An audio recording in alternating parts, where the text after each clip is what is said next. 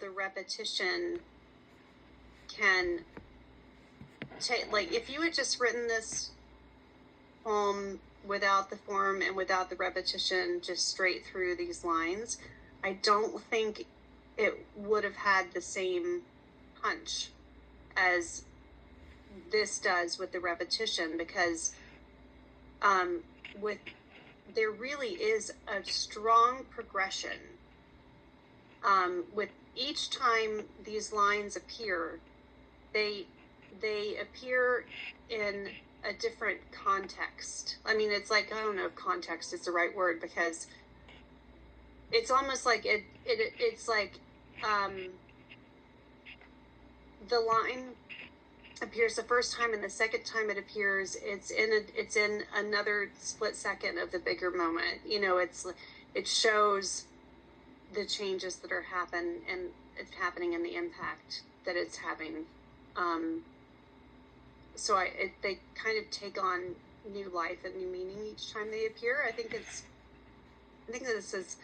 this is a really, really great choice to blend this topic with this form. I see a couple comments in the chat. Powerful for sure.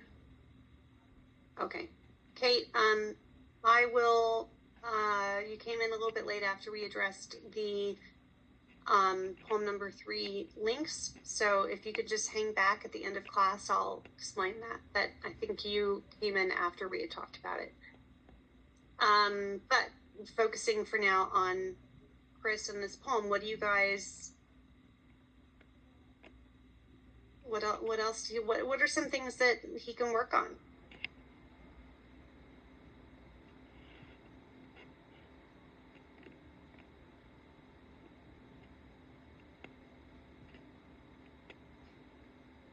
I'm gonna look at the other version of this.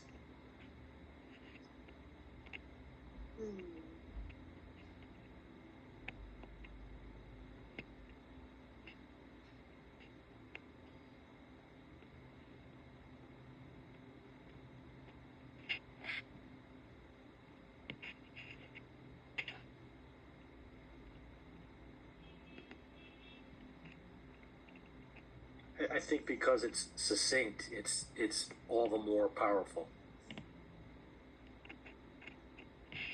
Yeah, I agree. It feels like each one of these lines is a punch. You know, they're just all, they're so strong and sharp when they happen. I'll be honest with you, Chris, this is very rare for me. I'm having a hard time finding something to, and this is not, I'm not saying this is a perfect poem. There's always ways to strengthen everything that we do. So I would never tell somebody, oh, you don't need to revise anything, this is great. But it's definitely something that on a first read, it's harder to find. Maybe if I sat with it for a little bit, I could give some more suggestions. Sorry, let's see. Louisa says it's sad, but at the same time powerful. Yeah, absolutely. I mean, it's interesting because there isn't a lot of emotion in the poem. We don't really get a sense of who's speaking.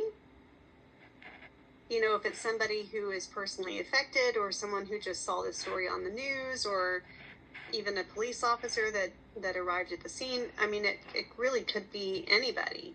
Could I, Professor? I do really like this poem. I think the only criticism that I do have of it would be innocent people.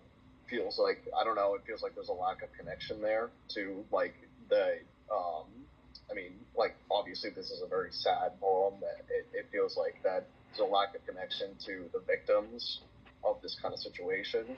But at the same time, I feel like the repetition in this poem, if you try to create that connection, it might play against it.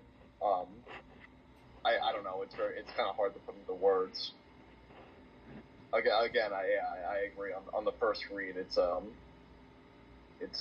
pretty hard to grasp onto any major criticisms. Yeah, but I see what you mean with the innocent people.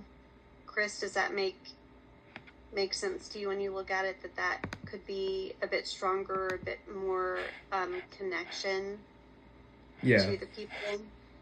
That makes sense.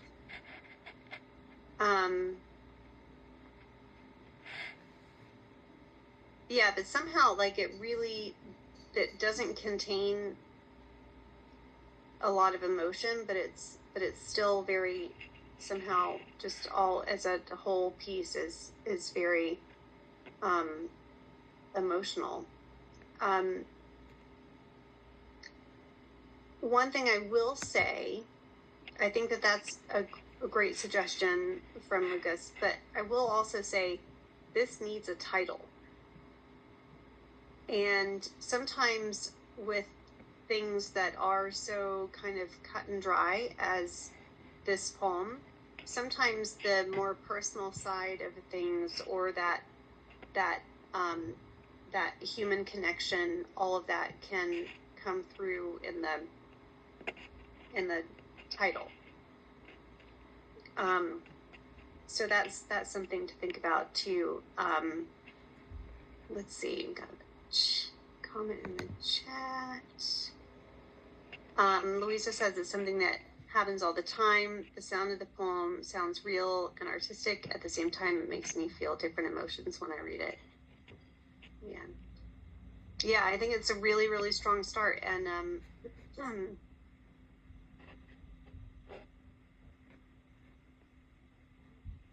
there is one part that felt a little bit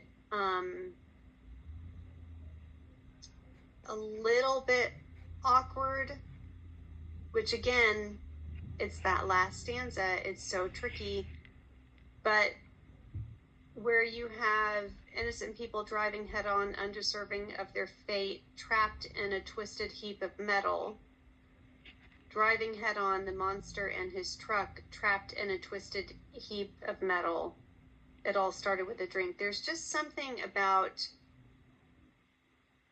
the trapped in a twisted heap of metal the second time it appears. Although, I feel conflicted about it because, when it appears the first time, it really does sound like, oh, this is horrible. These poor people who, their fate was decided for them, and that's terrible. And then the second time, I do like that it's describing the driver. I like that it's the first time it's describing the victims, and the second time it's describing the driver. But there's something about the monster and his truck trapped in a twisted heap of metal. When I think of something being trapped, it is out of their control. Somebody else is doing it to them.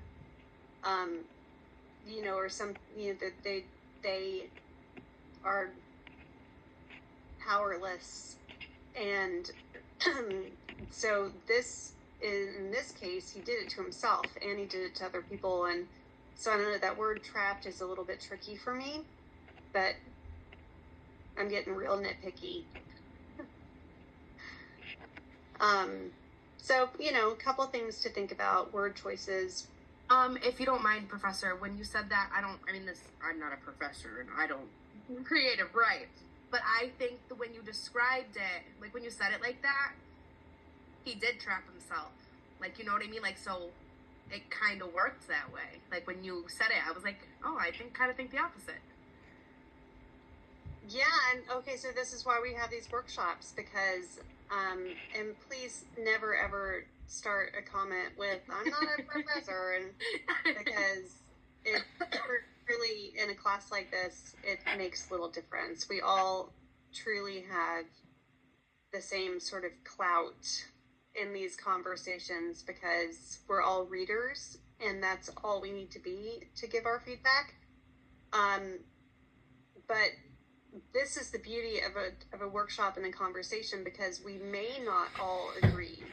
And that's really important for you to hear. And it's important for the writers to consider that people are reading it differently. And maybe your intention needs to be clarified a bit. Again, hard to do in a form poem like this, but you know, that does give some indication that it could be a little bit of a sticky spot. So, yeah, I think that just makes me feel even more that that's an area that you could give a little attention to. How do you feel, Chris? Is any of this helpful? Yeah, it helps.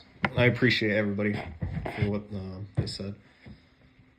Good. Really, really, really strong start. Okay.